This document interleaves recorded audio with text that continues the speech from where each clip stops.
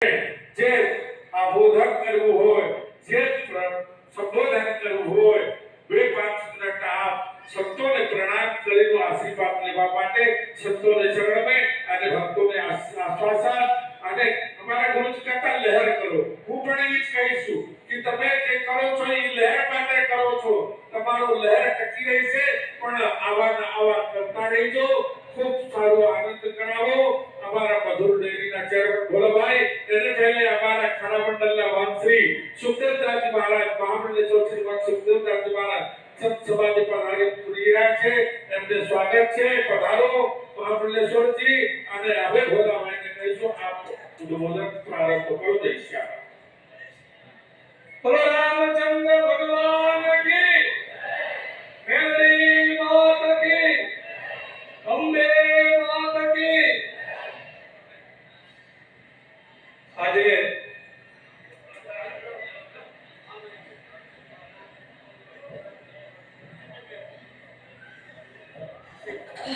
આજે સાપુર ગામના આંગણે માં મેલડી માતાજીના મંદિરે વાસુદેવ બાપુની સાદર વિધિ મહંતાઈના કાર્યક્રમમાં ઉપસ્થિત નાની ખોડિયાર મંદિરના મહામંડલેશ્વર મહંતશ્રી બાપુએ આપણને ખૂબ આશીર્વાદ આપ્યા. આપણે એમને સાંભળ્યા પણ. અમારે મહામંડલેશ્વર 1008 પ્રભુજી જેમની કૃપાથી આ બધું જ થઈ રહ્યું છે. અમારી ઉપર કે વલ્લભદાસ બાપુ હોય કે વાસુદેવદાસ બાપુ હોય, એમની ઉપરમાં અંબાની ઠાકરની અને રમજુ બાપુની કૃપા છે. સરસ મજાનો આવો એક આજે સમારંભ થઈ રહ્યો છે. અને અનેક સંતો ઉપસ્થિત છે. અમારા વિક્રમગીરીજી બાપુજી લઈ અને મહામંડલેશ્વરો હોય, કથાકારો હોય, સમયની મર્યાદા છે એટલે બધા જ સંતોના શરણોમાં મારા જય માતાજી, જય વડવાળા, જય ઠાકર, જય શિયાળા. આજની આ ધર્મ સભામાં અનેક સંતો મહંતો અને ખાસ કરીને આટલી વિશાળ સંખ્યામાં સંતો ઉપસ્થિત છે. કાર્યક્રમનો બાપુએ વાત કરી છે કે આજનો કાર્યક્રમ મહંતાએ આપવાની સાધુ બનાવવાના. મારે આપને કેવું છે કે આપણે અનેક સંતવાણીમાં સંતો પાસેથી સાંભળ્યું છે કે સંતને સંતપણા નથી મફતમાં મળતા, એના મૂળ સુકવવા પડતા. સંતને સંતપણા નથી મફતમાં મળતા.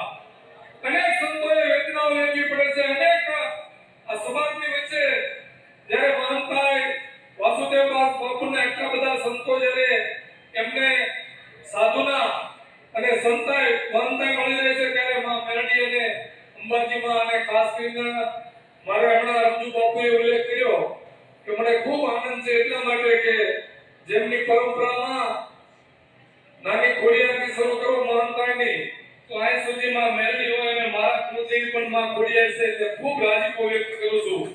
એટલા માટે બાપુએ સરસ વાત કરી કે ઈશ્વર તો આપણે રામચંદ્રજી ભગવાન હોય, કૃષ્ણ ભગવાન હોય કે કોઈ પણ ભગવાન હોય, એ બધા જ દેવતાઓને મારે આપને વાત કરવી છે કે જ્યારે જ્યારે ઈશ્વરને પણ મુશ્કેલી પડી હોય, જ્યારે જ્યારે સ્વર્ગમાં પણ તમે અનેક એવા શાસ્ત્રોમાં તમે દેવી ભાગવત વાંચો, શિવ પુરાણ વાંચો તો તમને બધાને અનેક વાંચો બેઠા છે. મારે એ વિષયમાં વધારે કહેવું નથી, પણ મુશ્કેલી પડી જ્યારે દેવતાઓને ત્યારે બધાએ માને યાદ કરવી પડે છે અને એવા માના ઉપાસકો માનતો બિરાજમાન છે. આપણે વાતો સાંભળી છે કે સંત મહંત. મારે આપને કેવું છે કે ગોપીચંદ રાજા જ્યારે નાવા બેઠા ને બાપુ, ત્યારે એમના માતુશ્રી મોલે ઉપર જોતા હતા. કથા પ્રખ્યાત છે, પણ મારે દાખલો એટલા માટે દેવું છે કે 1 મિનિટમાં મન બદલાઈ જાય ને. જ્યારે તમને કોઈ ગુરુનો મંત્ર લાગી જાય, હજારો વર્ષ સુધી તપસ્યા કરી હોય કે વર્ષો સુધી તમે ભક્તિ ભાવ કર્યા હોય, પણ કોઈ ગુરુના કાનમાં કે ગુરુ આપણને કહે છે ને આપણને ભક્તિ લાગી જાય, એવો આ દાખલો છે. એટલા માટે કે જ્યારે ગોપીચંદ રાજા સ્નાન કરતા હતા, રાણીઓની બધી સ્નાન કરાવતી હતી, ઉપરથી મેનાવતીમાં એમનું શરીર જોયું એટલે એમને યાદ આવી ગયા એમના પિતાશ્રી કે આવી રે કાયા તારા બાપની હતી, તેરે કાયાના મૃત્યુ ગાયા. જેના યાદમાં એને આંસુ આવ્યા અને આંસુ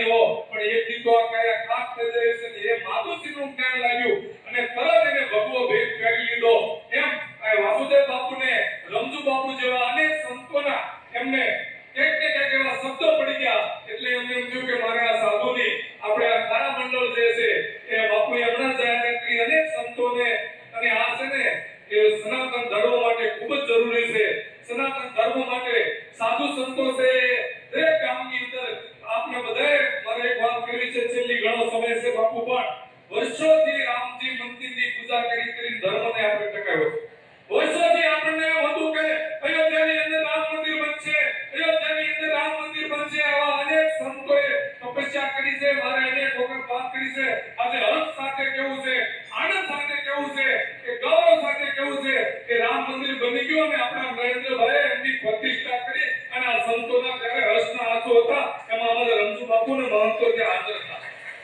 આ સંતોની જરૂરિયાત શા માટે સંતો શા માટે સંતોનું કામ શું ગામડે જઈ અને અધર્મ અને જે આપણી અત્યારે પશ્ચિમી સંસ્કૃતિ છે આપણે ટીવી મોબાઈલના માધ્યમથી સમાજની અંદર જઈ તમે જોવો છો ખૂબ જ મુશ્કેલી છે કે અશાંતિ વાતાવરણ છે શાંતિ નથી ત્યારે શાંતિ કોણ આપે શાંતિ અમારે એને સંત કહીએ આપણે આ કથા ભજન